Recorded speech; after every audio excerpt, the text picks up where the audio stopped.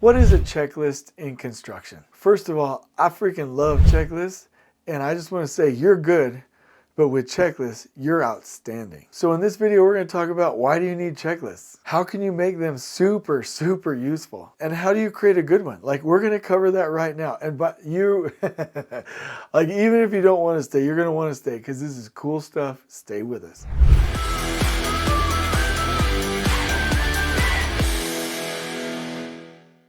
All right, homies. So I'm super jamming about this. Checklists are my fave.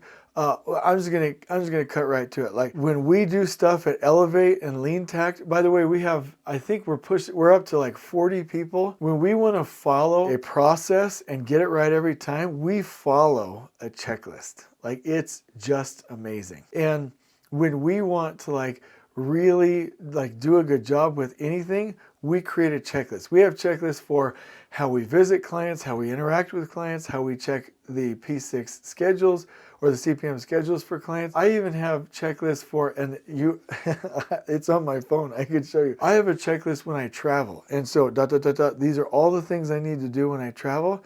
And guess what? I'm like, oh my gosh, I forgot this. I'll just, like the other day I went to a cold weather place and I'm like, I forgot my gloves. I'm like, I'll just put that on my checklist. It's not a big deal. I will never forget that again. And I just live my life that way. Like I'm brilliant. Well, I think so. If I'm not, don't tell me because you'll hurt my feelings. But I think I'm brilliant. But with checklists, I'm unstoppable because I'm jamming out and doing these things, right? And with the checklist, I don't have to use that mental energy to remember. I'm like, nailed it, nailed it, right? Every aspect of my life, I have checklists. Let me tell you a brief story before I go into the key points of how you can do the same. Okay, so I was seeing some things on social media that were bagging on checklists and don't get so robotic. It's not about tools in the industry and stuff. And I was like, whoa. It was kind of fun because I was being flown from, I think it was, it was from the mainland in Canada. I can't remember exactly where I was, but going to Vancouver Island. And so we were on, no. We were flying from Kelowna all the way over to Vancouver. And we were on a smaller plane. And there was this really awesome pilot that was taking there. This guy's a jam.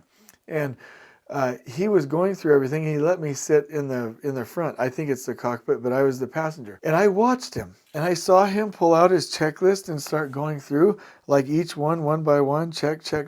And I was like, oh my gosh. I just saw all this recent criticism of processes and checklists on social media. Let me dig into this a little bit. And I asked him, I was like, how many times have you flown?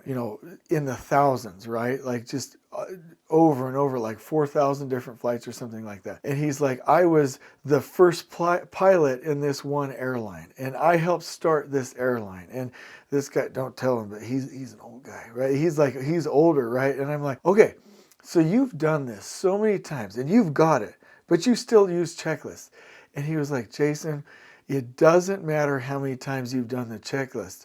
If you are in this plane, you will never remember every step if you don't use that checklist. And so I use that checklist every time pre-flight, every time post-flight. And he even said, this is what he did. He said, one time I was in trouble.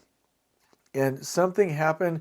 I can't remember exactly what happened. I think I remember it was one of the engines went out. And there's a specific path that you have to follow to land these planes. And he said, when that happens, you pull up your emergency checklist, you do your checks, right? And then you start to follow it and interact with the air traffic controllers to land this plane. He was like, Jason, we even have checklists for emergencies because your mind is not going to think the way it needs to think in an emergency. And I'm like, my mind is blown. Checklists are a thing. Here's my question. Would you want your doctor to not use a checklist? Would you want the person delivering your spouse's baby or your baby to not use a checklist? Would you want your lawyer to not use a checklist? You get my point. Would you want people that do checks for nuclear reactors not to do their checklist, right? Would you want military personnel to not do their checklist? The answer is obvious. We use checklists in construction. So I'm going to actually flip this up a little bit and tell you some of the things we use checklists for in construction and then tell you how you can use them the best. There are checklists for design, for pre-design, for design management, for the actual phases of a project team in the different phases of design for how they can really interact with the budget, the schedule, and constructability. in a design and pre-construction effort. There are construction phase checklists. Obviously, you know about inspection checklists. There are checklists for in-wall inspections, overhead. There are punch list checklists. There are final sign-off checklists, life safety checklists, closeout checklists, quality pre-construction checklists for installing the work. Like there's checklists, a pour checklist, right? Lift drawing checklists. There's checklists for everything, right? These lists, properly published outside of somebody's computer and on the wall, even your agenda for your meeting turns out to be a checklist, will help you to do quality work every time. So let's cover these topics. And I do want you to know that I've relied heavily on an awesome book called The Checklist Manifesto. And the author talks about how to really leverage the use of checklists in your life. So let's go through these points one by one. Number one, you have to understand that checklists save lives. Like let's think about somebody performing a surgery or delivering a baby or like doing a rescue. In construction specifically, like think about your checklist that you use to set up a crane or your checklist that you use to like let people use scaffolding, right? Or your checklist on your pre-test plan. Checklists save lives. So that's the first thing that we have to understand is that you're going to either eliminate or at least reduce human error when you follow checklists when it comes to the safety of people. So checklists save lives.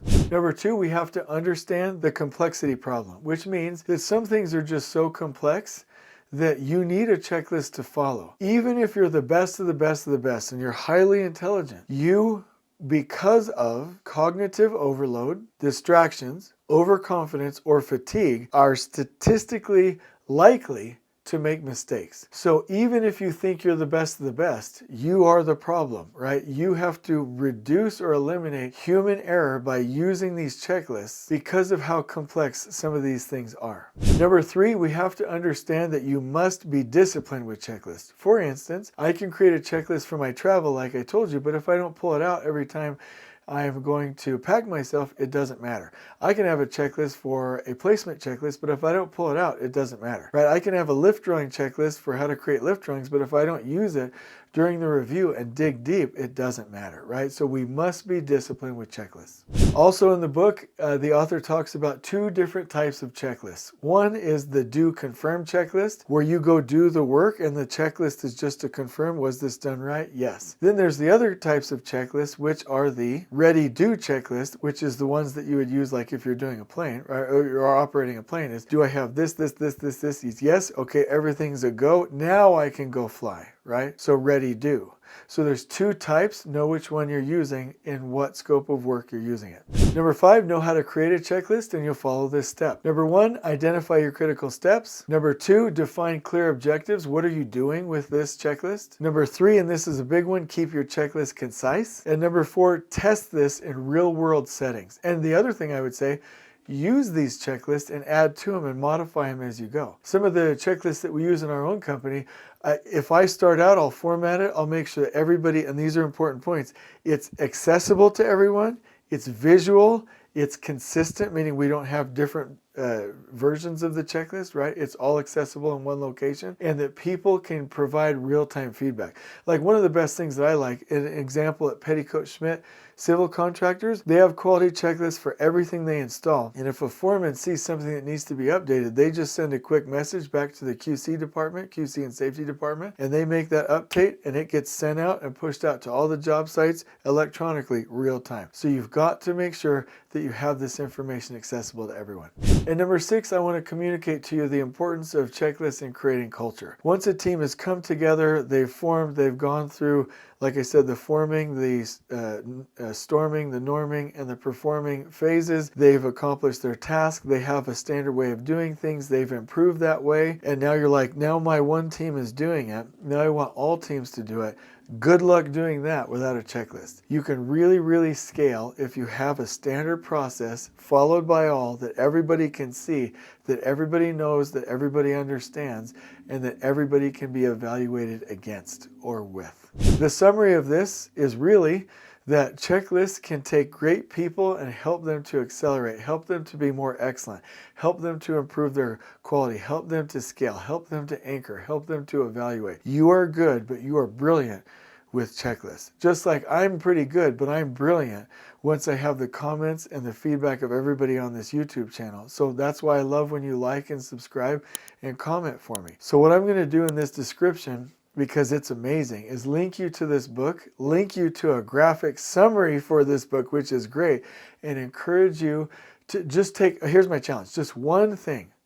Like my travel checklist. One thing, put it on a checklist and use it every time and improve it and iterate it and see if it doesn't, and I'm going to say 10x, but at least 2x your abilities, or at least improve your performance. I promise you it will. Please read the book, The Checklist Manifesto. Please check out our information in the guide below. And when it comes to construction, roles, best practices, procedures, scheduling, we have a number of checklists. Just reach out to us through the website or to my email at jasons@elevateconstructionist.com. I can't wait to hear from you. We love you, and I hope you've enjoyed this video. On we go.